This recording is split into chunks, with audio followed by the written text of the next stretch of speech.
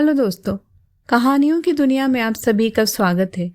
आज हम सुनेंगे मालती जोशी जी द्वारा लिखी कहानी पहला पार्ट।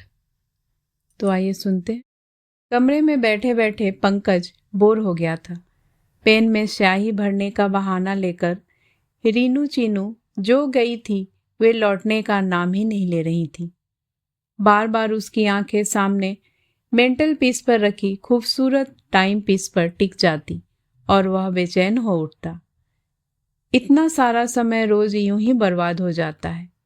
अव्वल तो दोनों बच्चे कभी समय से तैयार नहीं मिलते, या तो नाश्ता कर रहे होते या खेलने निकल जाते। 10-15 मिनट की प्रतीक्षा बहुत मामूली बात थी।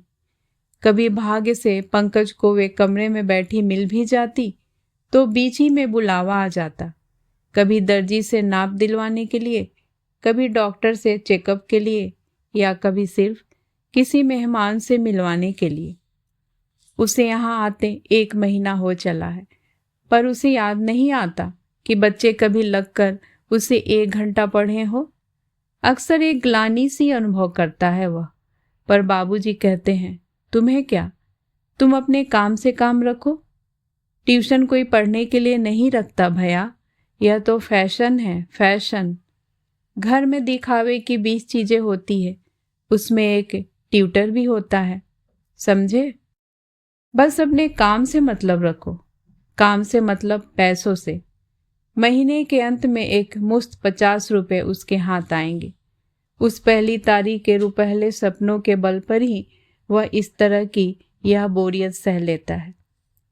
कमरे के सामने किसी की आहट सुनाई दी। उसे लगा शायद हरिराम है। वह आवाज देकर रीनू चीनू के लिए कहने ही वाला था कि साक्षात मालकिन यानी कि मिसेज लाल सामने प्रकट हो गई। उनका डील डॉल रौबदार ही कुछ ऐसा था कि पंकज एकदम उठकर खड़ा हो गया। बाद में पछताता रहा कि उसे इतना विनम्र बनने की क्या जरूरत थी। वह उनका मातहत थोड़ी है, वह तो एक शिक्षक है, आचार्य है, गुरु है। मास्टर जी, मिसेज लाल करकती आवाज में बोली, बच्चों को आज फिर डांट दिया आपने। मैंने कितनी बार मना किया है। एक क्षण के लिए पंकज सहम सा गया, पर दूसरे ही क्षण उसने अपने पर काबू पा लिया। उसे मालूम था दोनों लड़कियां पास ही कहीं कान लगाए खड़ी होंगी।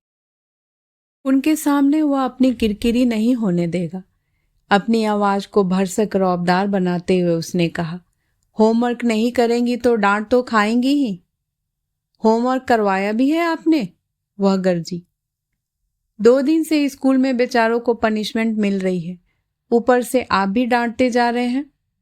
मैं अपने होमवर्क के लिए डांट रहा था। स्कूल की पनिशमेंट का इससे कोई संबंध नहीं। आपके होमवर्क की कौन पूछ रहा है? स्कूल का काम क्यों नहीं हुआ, बतलाइए। यह आप लड़कियों से पूछिए। स्कूल का काम करवाना मेरी ड्यूटी नहीं, वह अपने आप ही करना होता है। अगर अपने आप ही करना होता है तो फिर आपकी जरूरत ही क्या है? ठीक कह रही हैं आप, मेरी सचमुच कोई जरूरत नहीं है। नमस्कार। और सचमुच वह दंदनाता हुआ निकल आया। रास्ते पर सोचता रहा, समझते क्या है ये लोग? ट्यूटर न हुआ उनका घरेलू नौकर हो गया। जब चाहा डांट दिया, फटकार दिया। घमंडी कहीं के। घर पहुंचा तो बाबूजी, पिंकी, बबलू और दीदी खाना खा रहे थे। जब से यह ट्यूशन लगी यह रोज पिछड़ जाता है। माँ उसके लिए बैठी रहती है। बड़ी जल्दी आ गया आज, चल आजा तू भी खा ले, माँ ने कहा। दीदी ने उठकर उसकी भी थाली लगा दी। आज जल्दी आ गया? बाबूजी ने पूछ ही लिया। वे लोग बाहर गए हैं, उसने दबी जबान से कहा। बाहर मतलब?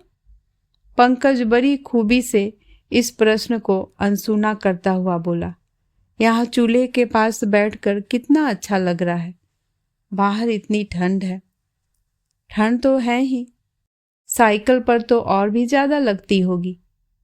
तेरी ट्यूशन के पैसे मिल जाए तो अपनी दीदी को ऊन ला देना, एक पूरी बाह का स्वेटर बुन देगी। हाफ में क्या दिसंबर की ठंड रुकती है? माँ ने कहा तो बाबूजी बोले, अब कब तो ऊन आएगा और कब वह बुना जाएगा, सीधे रेडीमेड ले डालो ना। 50 में रेडीमेड कहाँ से आएगा? दीदी फुसफुसाई। अरे आता है, मैंने देखा है। ये नेपाली लोग क्या स्टॉक रखे हुए हैं। पर बाबूजी को माँ ने बोलने ही नहीं दिया। मैं कह देती हूँ, नेपाली वपाली नहीं चलेगा। एक वह पिछले साल ला कर दिया था, उसने एक दिन भी नहीं पहना। फिर बाबूजी ने आज के लड़कों की फैशन परस्ती पर लंबा भाषण दे डाला। पंकज चुपचाप सुनता हुआ खाना खाता रहा। ट्यूशन के 50 रुपए का तरह तरह से हिसाब होता रहा, पर उसने जानबूझकर इस चर्चा में जरा भी रस नहीं लिया। खाना खाकर हाथ धोने के बहाने वह आंगन में आ गया और बाबूजी के बाहर जाने की प्रतीक्षा में वहीं खड़ा रहा। माँ से आज की बात कहने का साहस संजोता रहा। तभी दीदी आंगन में आई। जूठे बर्तनों का ढेर मोरी के पास रखकर निकट आती हुई बोली, पंकज तेरी ट्यूशन मिल जाए तो 10 रुपए मुझे दे सकेगा? 10 रुपए? हाँ रे, स्टाफ में 2 के यहाँ शादियां हैं। हम लोग के यहाँ नियम ही बन गया है, शादी में 5 और बच्चे के जन्म पर 2, इतना तो कंट्रीब्यूशन देना ही पड़ता है। लेकिन दीदी, मेरी तनख्वाह की बात कह रहा है ना? सारी की सारी बाबूजी को लाकर पकड़ा देती हूँ। कुल 110 ही तो मिलते हैं। बाबूजी तुम्हें कुछ भी नहीं देते? देते हैं 10 रुपए, जो बस के किराए में ही खर्च हो जाते हैं। पास में कुछ भी नहीं बचता। क्रीम तक लाने के लिए तरस गई हूँ। हाथ देखना कैसे हो रहे हैं। क्रीम के लिए, पाउडर के लिए पैसे मांगूंगी तो घर सिर पर उठा लेंगे। 6 महीने हो गए हैं, मैंने कोई पिक्चर तक नहीं देखी। हिम्मत ही नहीं पड़ती। क्रीम पाउडर के लिए ना सही, पर स्टाफ के कंट्रीब्यूशन के लिए तो मांग ही सकती हो ना। बाबा, पिछली बार चंदेल की शादी के समय कितना तूफान मचाया था, याद है ना? अब इनकी लड़की की शादी नहीं होती तो क्या दुनिया की सब लड़कियां कुंवारी रह जाएगी? तुम्हारी शादी के लिए ही तो बाबूजी पैसे जमा कर रहे हैं। हाँ, कर तो रहे हैं। शादी तो जब होगी तब होगी, अभी तो फजीयत हो रही है, दीदी ने कसैले स्वर में कहा और आंचल से आंखें पोंछती हुई अंदर चली गई। अरे, वहां ठंड में खड़े होकर क्या कर रहे हो दोनों? बीमार पड़ना है क्या? माँ चिल्ला रही थी। दीदी अंदर चली गई, पर पंकज वहीं खड़ा हिसाब लगाता रहा। महीने में 100 अर्थात साल भर में 1200। पिछले 3 साल में इस प्रकार जमा हुए कुल 3600। और 3-4 साल नौकरी करेगी दीदी, तब कहीं 10-1 हजार जुट पाएंगे। पर तब तक तो दीदी एकदम बुढ़ा जाएगी। अभी से ही कितनी बड़ी लगने लगी है। और दीदी की शादी होने तक पिंकी भी बड़ी हो जाएगी। फिर वह भी हाई स्कूल पास कर किसी प्राइवेट स्कूल में लग जाएगी। फिर साल दर साल बुढ़ाती अपना दहेज जोड़ती रहेगी। वाह, क्या खुशनुमा जिंदगी है। ट्यूशन छोड़ देने की बात उसने घर में किसी को नहीं बताई। हिम्मत ही न पड़ी। वह रोज समय होते ही साइकिल उठाता और लाइब्रेरी में चला जाता। 1-2 घंटे वहां बिताकर घर चला आता। पहली तारीख आई और चली गई। ट्यूशन के पैसों के लिए घर में किसी ने नहीं पूछा। दीदी ठीक ही कह रही थी, वह लड़का है, उसे कोई हिसाब नहीं मांगेगा। फिर भी वह कोई माकूल सा बहाना तलाश करता रहा, लेकिन उसे अधिक सोच विचार नहीं करना पड़ा। उसके झूठ का भांडा अपने आप ही फूट गया। उस दिन लाइब्रेरी से लौटा ही था तो बाबूजी ने टोक दिया, कहाँ थे इतने देर तक? उसकी तरफ से माँ ने ही उत्तर दे दिया, रोज रोज क्या नए सिरे से बताना होगा? ट्यूशन से आ रहा है बेचारा। तुम चुप रहो जी, बाबूजी दहाड़े। जैसी पट्टी पढ़ा देता है तुम मान लेती हो। मैं उतना बेवकूफ नहीं हूं। क्या पट्टी पढ़ाई? जरा सुनू तो। जानती हो, हजरत पिछले 8 दिन से ट्यूशन छोड़े बैठे हैं। मुझे तो गोपाल बाबू ने आज बताया। वह इतने नाराज हो रहे थे। इतना गैर जिम्मेदार निकल जाएगा यह उन्हें पता नहीं था। नहीं तो अपने बॉस के यहाँ तो नहीं लगवाते। बेचारों को इतना भला बुरा सुनना पड़ा। क्या रे? माँ ने सिर्फ इतना ही कहा, पर उन 2 शब्दों में केवल कुतूहल नहीं था, निराशा थी, दुख था। हाँ, मैंने छोड़ दिया है वहां जाना। इतना अपमान मैं बर्दाश्त नहीं कर सकता। ऐसा क्या अपमान किया है उन्होंने? क्या गाली दी है? अफसर आदमी है, थोड़ा मोड़ा कहते ही रहते हैं, सह लेना पड़ता है। We must learn to pocket the insult. आप सहन कीजिए, मैं नहीं कर सह सकता। मैं तो सहन करूंगा ही, करता ही आया हूं, नहीं तो गृहस्थी की गाड़ी यहां तक कैसे खींच लाता। तुम राजा आदमी हो, कर सकते हो। मैं तो बोझा ढोने वाला मजदूर हूं, मेरी औकात ही क्या है। बाबूजी पता नहीं कितनी देर इसी तरह बरबराते रहे। लगता था गोपाल बाबू ने उन्हें काफी जलील किया है और अब वह अपना गुस्सा पंकज पर उतार रहे थे। 2 दिन तक घर का वातावरण बड़ा बुझा बुझा रहा। सब लोग उससे ऐसे कतरा रहे थे मानो उसने बहुत बड़ा अपराध कर डाला हो। पंकज अनजाने ही स्वयं को दोषी महसूस करने लगा था। दीदी की ओर देखने का भी उसमें साहस नहीं रह गया। 5 तारीख को जैसे इस सहमे सहमे वातावरण में अचानक एक विस्फोट हो गया। उस दिन दीदी का वेतन मिला था। बाबूजी के दफ्तर से लौटते ही उन्होंने 100 का एक नोट उन्हें थमा दिया। एक हाथ में रुपए और दूसरे हाथ में चाय का कप लेकर बाबूजी दीदी को घूरते रहे। बोले कुछ नहीं, पर वह बुरी तरह सकपका गई। हकलाती हुई बोली, वो 10 रुपए महीने की हम लोगों ने एक स्कीम स्टार्ट की है। इतना कांप रही थी दीदी कि उनसे ढंग से झूठ भी नहीं बोला गया। अपने आप ही सारा तय कर लिया तो फिर इसकी भी क्या जरूरत थी। और बाबूजी ने नोट फर्श पर ऐसी बेरहमी से फेंक दिया जैसे वह कागज का एक मामूली सा टुकड़ा हो। दीदी का महीने भर का परिश्रम जैसे एक क्षण में मिट्टी हो गया। पंकज को ताव आ गया। रुपए उठाते हुए बोला, इतना गुस्सा क्यों कर रहे हैं? दीदी की अपनी भी तो कुछ जरूरतें होती हैं। उनके लिए 10-5 रुपए अगर वह रख भी लेती हैं तो क्या गुनाह करती हैं? उसकी जरूरतों के लिए क्या मैंने कभी मना किया है? बाबूजी एकदम फट पड़े। आगे उसे 10-5 रुपए देता रहता हूं, अपने पास से देता हूं। यह मत समझो कि उसकी सारी तनख्वाह डकार जाता हूं। मुझे गौ माता की कसम है जो मैंने पाई भी छुई हो। लाना जी, वो पासबुक जरा।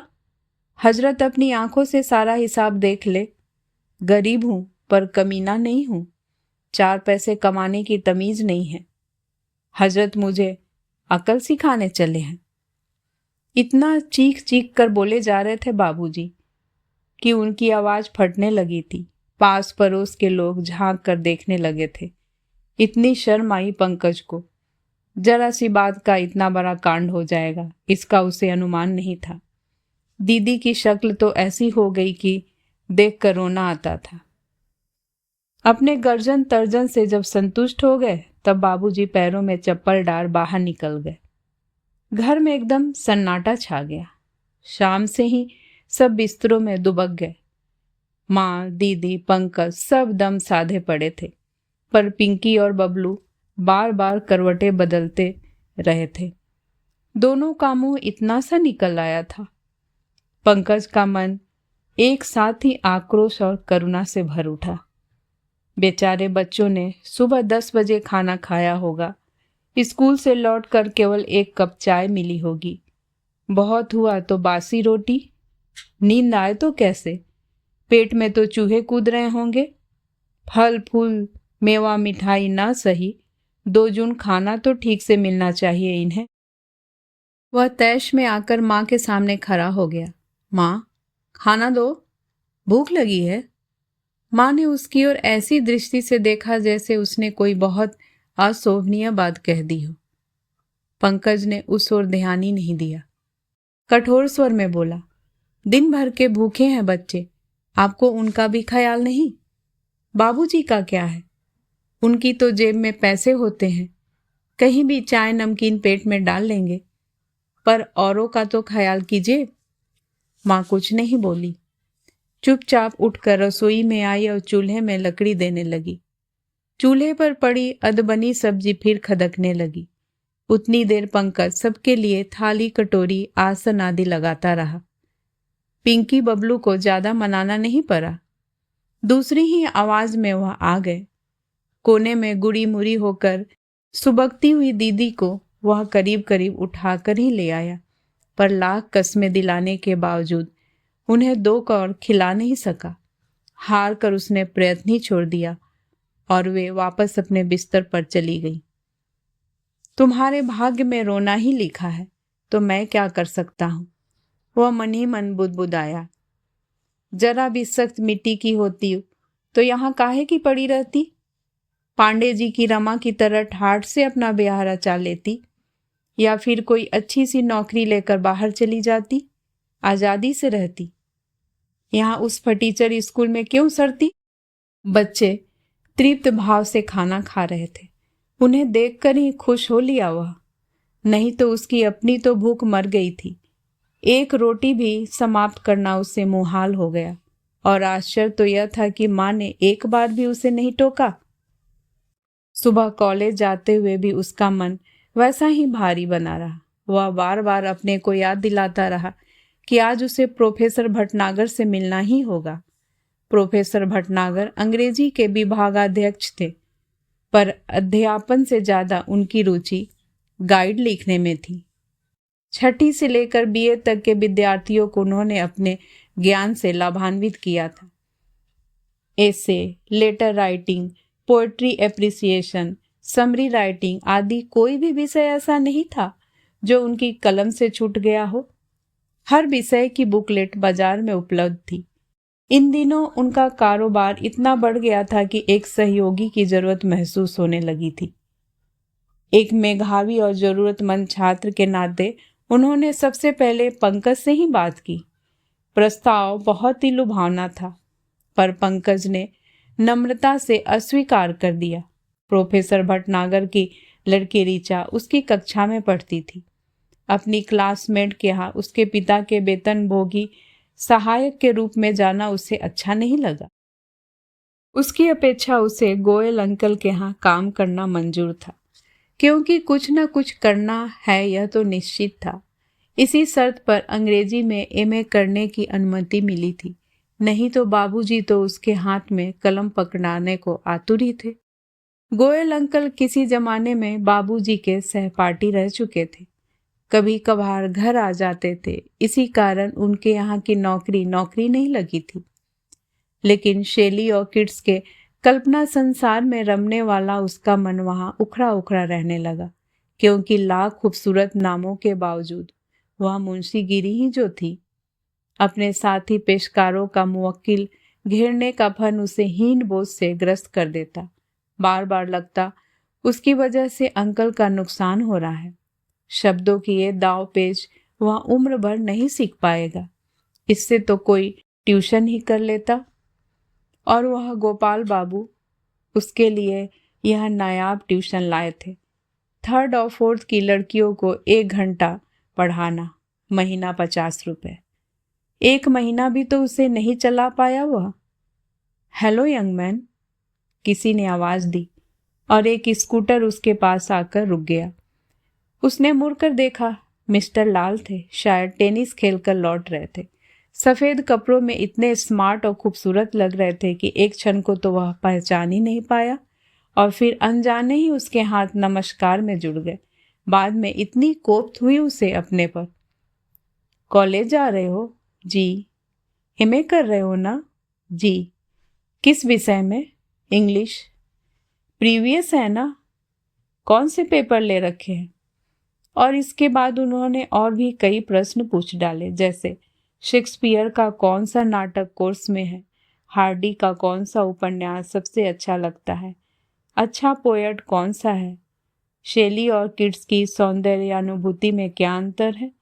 शायद वह दिखाना चाहते हो कि अंग्रेजी साहित्य में उनका भी दखल है, पर वह इतनी हार्दिकता से बोल रहे थे कि पंकज अधिक देर तक तटस्थ न रह सका।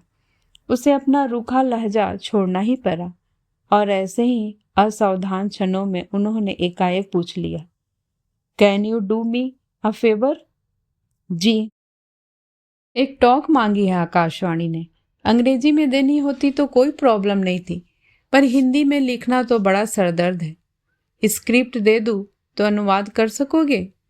वैसे मैंने एक रफ स्केच बनाया है, शाम को आओगे तब देख लेंगे। पंकज चुप। I will pay separately for it. Payment की बात नहीं सर, पंकज हड़बड़ा कर बोला। दरअसल बात यह है कि आजकल आई हैव लेफ्ट। अरे, आश्चर्य से फैल गई उनकी आंखें। क्यों, क्या टाइम नहीं सूट करता या परीक्षा की तैयारी शुरू कर दी है? पशोपेश में पड़ गया पंकज और फिर हिम्मत करके कह ही दिया, सर। फिर सर, दरअसल पढ़ने में वहाँ कोई इंटरेस्टेड नहीं है। मुश्किल से 20-25 मिनट मेरे पास बच्चे बैठ पाते हैं। उतने समय में भी सिर्फ स्कूल का होमवर्क ही कराना चाहते हैं। समय तो खैर जाया होता ही है, मैं उन्हें कुछ दे भी नहीं पाता। इसी से मेरा कॉन्शस अलाउ नहीं करता। कोई बात नहीं, उन्होंने पंकज की पीठ थपथपा कर कहा, बच्चे हैं, जितनी देर पढ़ ले उतना ही बहुत है। और होमवर्क का तो ऐसा है, कभी कभार गाइड कर दिया करो। यू नो दीज लेडीज, इनकी डिग्रियां सिर्फ दिखावे के लिए होती हैं। मेरी पत्नी ग्रेजुएट है, पर 4th क्लास के सवाल वह नहीं लगा सकती। अच्छा, शाम को मिलेंगे, उन्होंने कहा और कुछ ही क्षणों में फर्राटे की आवाज करता हुआ स्कूटर आंखों से ओझल हो गया। अपने हाथ में फरफराते हुए 10-10 के 5 नोटों को पंकज पागलों की तरह देखता रह गया। बड़ी देर बाद जब उसे होश आया तब उसके मुंह से निकला, काइयां कहीं का, कितनी आसानी से बेवकूफ बना गया। अंग्रेजी साहित्य चर्चा तो एक बहाना था, रेडियो वार्ता भी निरी गप थी। असल मकसद तो उसे ट्यूशन पर वापस बुलाना था। खूब जानते रहे होंगे कि वह पिछले 8-10 दिनों से नहीं आ रहा। नाटक ऐसा कर रहे थे मानो उन्हें अभी अभी पता लगा हो। और यह गोबर गणेश उनकी बातों में आ गया। सर कहकर उनके सामने दांत निपोड़ता रहा, आत्मा की बातें करता रहा। क्यों नहीं कह दिया उनके मुंह पर कि आपकी बीबी बेहद बदतमीज औरत है, उससे मेरा निवाह नहीं हो सकेगा। अपने को दिन भर कोसता रहा पंकज, पर जेब में रखे रुपयों की गर्मी का भी अनुभव करता रहा। इसलिए शाम के 6 बजते ही बाबूजी की खरखरिया साइकिल उठाकर बंगले की ओर चल दिया। वहां का नजारा ही बदला हुआ था। जाते ही चपरासी ने अदब से नमस्कार किया और साइकिल ले ली। कमरे में पहुंचते ही देखा दीनू चीनू पहले से ही वहां मौजूद थी। उन्होंने बाकायदा नमस्ते भी की। टेबल करीने से लगी हुई थी, पेंसिल छिली हुई। उसका मन खुश हो गया। दिन भर जो एक पछतावा सा मन में था वह धुल गया। एक नए ही गौरव से भर उठा वह। उसी आवेश में अत्यंत उदार स्वर में बोला, लाओ भाई, स्कूल का करवाना है कुछ? पहले वह देख ले, बाद में फिर अपनी पढ़ाई करेंगे। लड़कियां पहले तो आश्चर्य से उसका मुंह देखती रहीं, फिर अपनी होमवर्क की कॉपियां निकाल लाई। वह बड़े मनयोग से उनके सवाल करवाता रहा, शब्दार्थ लिखवाता रहा, कविताएं समझाता रहा। उसने सोचा, अगर पूरा घंटा भी इसी में बीत जाता है तो क्या हर्ज है, यह भी तो एक तरह से पढ़ाई ही है। अपने सोचने के इस नए ढंग पर उसे आश्चर्य हुआ और खुशी भी। पानी लेंगे साहब? उसने सिर उठाकर देखा। हरिराम बड़े कायदे से ट्रे लिए खड़ा था। कांच का खूबसूरत गिलास, उस पर क्रूसे का जालीदार रुमाल ढका हुआ। उसे प्यास तो नहीं थी, फिर भी उसने परितृप्त भाव से गिलास उठाया और पानी पीकर वापस रख दिया। उसे एक पुरानी बात याद आ गई। तब उसे यहाँ आते हुए 3-4 दिन ही हुए थे। वह कमरे में बच्चों को पढ़ा रहा था। बाहर हॉल में पार्टी चल रही थी। कुछ संभ्रांत मेहमान आए हुए थे क्योंकि बाहर 2-3 गाड़ियां खड़ी थी। बाहर के हंसी मजाक का शोर यहाँ तक आ रहा था और बार बार उसका ध्यान उचट रहा था। उसने चाहा कि बीच का दरवाजा बंद कर ले ताकि आवाज कुछ कम हो। वह उठकर दरवाजे तक गया ही था कि उसने सुना, भाई साहब, मास्टर जी को चाय लगा दे। बाहर हो गया? जी। सबके ड्राइवरों को दे दिया? नहीं तो बाद में सब चिल्लाते फिरेंगे कि लाल साहब के बंगले पर चाय भी नहीं मिली। सबको पिला दिया साहब। तो फिर दे दो मास्टर को। धम से कुर्सी पर आकर बैठ गया पंकज। अपमान से उसका मुंह लाल हो आया था। तभी हरिराम दोनों हाथों में कप प्लेट थाम कर उसके सामने आ खड़ा हुआ। मास्टर जी चाय? चाय नहीं पीता मैं, ले जाओ, उसने कुछ ज्यादा सख्त लहजे में कहा। हरिराम पहले तो सकपकाया, फिर बुरा सा मुंह बनाकर चला गया। कुछ क्षण पहले जब उसने मालकिन हरिराम संवाद सुना था, तभी यह निर्णय ले लिया था कि इस घर में चाय कभी नहीं पिएगा। पर हरिराम को यूं हाथों में चाय लाते देखकर तो उसका खून खौल गया था। वह ट्रे संस्कृति का पला हुआ नहीं था। उसके घर टीन की एक ही ट्रे थी जिस पर ताजमहल बना हुआ था। दीदी को जब कोई देखने आता था, बाबूजी के कोई खास दोस्त आते थे, तभी वह बाहर निकलती, अन्यथा नए कप प्लेटों के साथ अलमारी में सुरक्षित रखी रहती। लेकिन यहाँ के रस्मों रिवाज अलग थे। उसने देखा था कि बच्चे भी पानी मांगते तो वह कायदे से ट्रे में लाता। इसलिए हरिराम जब हाथ में चाय लाया तो उसे अवज्ञा का भान हुआ और अपमान का यह शूल बहुत गहरे तक चुभ गया। पर आज तो उसके लिए पानी भी ट्रे में आया था। जरूर मिस्टर लाल ने सबके कान उमेटे हैं। वह खुश हुए बिना नहीं रह सका। एक अनोखे दर्द से उसका चेहरा चमकने लगा। पढ़ाकर वह बाहर निकला, तभी उसकी चाल में एक आत्मविश्वास था, रौब था। हॉल में शायद कोई बैठा था। पोर्च में अंदर की बात आवाजें साफ सुनाई आ रही थी। वह साइकिल का ताला खोल रहा था जब उसने सुना, मिसेज लाल, मास्टर फिर से आने लगा क्या? आएगा नहीं तो जाएगा कहाँ? 50 रुपये कम होते हैं? तो बीच में अकल कहाँ गुम हो गई थी? वही तो, इन्होंने तो ऐसी कस कर डांट लगाई, भला यह भी कोई तरीका है?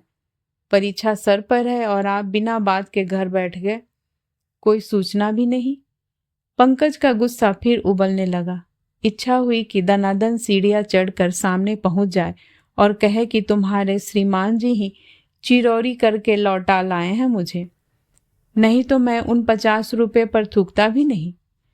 पर नहीं हो सका, उससे यह सब नहीं हो सका। बाबूजी का असहाय क्रोध, माँ की उदास आंखें, दीदी की मुख वेदना, सबने मिलकर उसका रास्ता रोक दिया। निरुपाय सा वह लौट पड़ा। बाबूजी ठीक ही कहते हैं। अपनी खरखरिया साइकिल पर पैडल मारता हुआ वह सोच रहा था, बाबूजी ठीक ही कहते हैं। We must learn to pocket insult. Yes, we must. कहानी सुनने के लिए बहुत बहुत धन्यवाद। ऐसी और भी कहानियां सुनने के लिए आप मेरे चैनल को सब्सक्राइब ज़रूर करें। मैं फिर हाजिर होंगी एक नई कहानी के साथ। तब तक के लिए नमस्कार।